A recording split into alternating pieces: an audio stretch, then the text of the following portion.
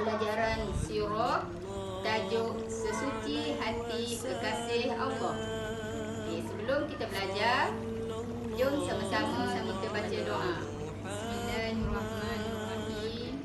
Allahumma ftah alaina hikmataka wa insyur alaina min khazaini rahmatika ya arhamar rahimin. Amin. Jom sama-sama kita belajar.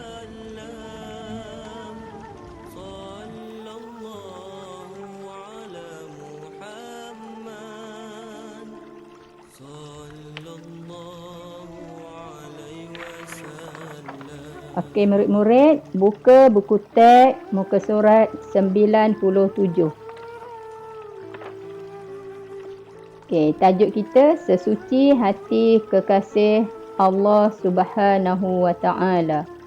Okey, objektif kita pada hari ini ialah yang pertama, murid dapat menyenaraikan tanda-tanda kenabian Nabi Muhammad sallallahu alaihi wasallam. Objektif kedua, murid dapat menerangkan peristiwa malaikat membelah dada Nabi.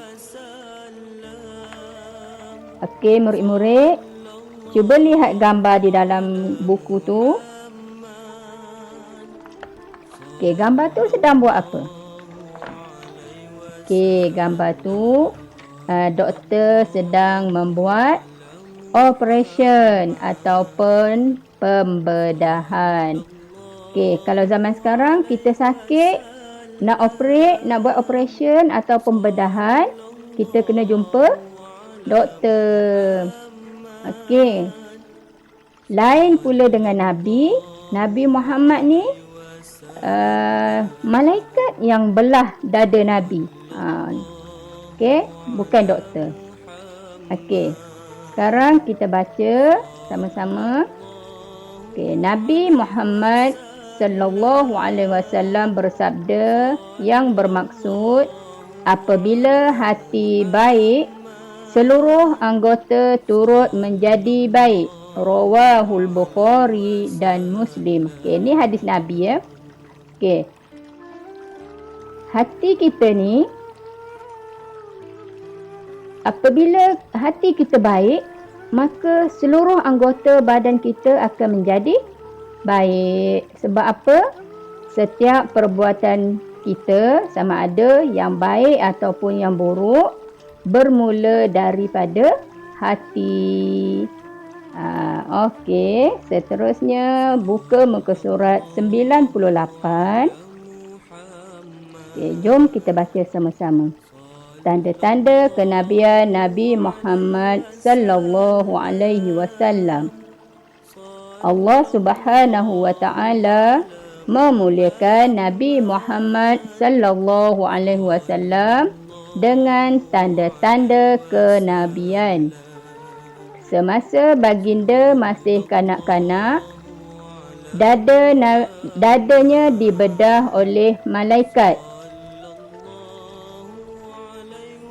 Okey, dada Nabi dibedah ketika Nabi berusia 4 tahun. Okey, ketika tu Nabi sedang bermain. Dia bermain dengan kawan-kawan dia. Okey, sedang Nabi seronok bermain, tiba-tiba datang seorang orang tua memanggil Nabi. Dia panggil Nabi, kemudian dia bawa Nabi ke jauh sikit daripada kawan-kawan dia. Dan pada ketika itulah dada Nabi dibedah oleh malaikat. Okay, kemudian hati Nabi tu dibersihkan dengan air Zam-Zam. Okey, kita sambung semula. Ketika Nabi Muhammad sallallahu alaihi wasallam menuju ke kota Syam, seorang pendeta Yahudi dapat mengenali bahawa baginda ialah Nabi akhir zaman. Okey, macam mana pendeta Yahudi ni tahu bahawa orang ni Nabi? Okey, pendeta Yahudi ni dia baca dalam kitab dia tanda-tanda Nabi akhir zaman. Okey. Ketika Nabi Muhammad pergi berniaga bersama bapa saudaranya, masa tu pendeta ni ternampak satu rombongan yang dia tak pernah nampak sebelum ni. Okey. Dia tengok awan mengikuti rombongan ni. Jadi dia teringat yang dia baca dalam kitab dia tu, tanda-tanda Nabi akhir zaman ialah awan memayungi Nabi. Jadi dia tertarik untuk mengetahuilah kenapa awan ni sentiasa mengikuti rombongan tadilah. Okey, kemudian dia memanggil ketua rombongan tu untuk dia jemput makan. Okey. Kenapa dia panggil jemput makan? Sebab dia nak tahulah, dia nak tahu selanjutnya apa yang peliknya kepada rombongan ni. Okey. Kemudian bila dia orang dah datang makan tu, masa tu dia tanya, pendeta tu tanya, okey, semua yang yang mengikuti rombongan datang ke? Okey, kemudian bapa saudara Nabi menjawab, ada seorang budak yang tidak hadir. Okey, dia jaga barang. Okey. Sebab masa pendeta tu melihat, okey, semasa rombongan tu datang, awan tidak memayungi lagi. Jadi dia pelik. Sebab tu dia tanya. Okey. Kemudian pak saudara Nabi pun panggil Nabi. Masa tu dia nampak awan bergerak bersama Nabi berjalan. Okey, bila Nabi sampai tu, dia nampak pula di belakang Nabi Muhammad tu ada tanda. Di situlah pendeta tu tahu, oh betul lah apa yang dia baca dalam kitab dia. Okey, kita sambung baca. Hal ini berdasarkan tanda-tanda yang jelas kelihatan pada Nabi Muhammad sallallahu alaihi wasallam. Antara tanda-tanda lain, awan sentiasa menaungi Nabi Muhammad sallallahu alaihi wasallam. Kalau sekarang ni kita nak berjalan, kalau waktu panas kita kena guna payung. Nabi Muhammad ni dia tak perlu guna payung. Ke mana sahaja dia pergi, awan akan memayungi Nabi, menaungi Nabi. Terdapat juga tanda kenabian di belakang tubuh Nabi Muhammad sallallahu alaihi wasallam.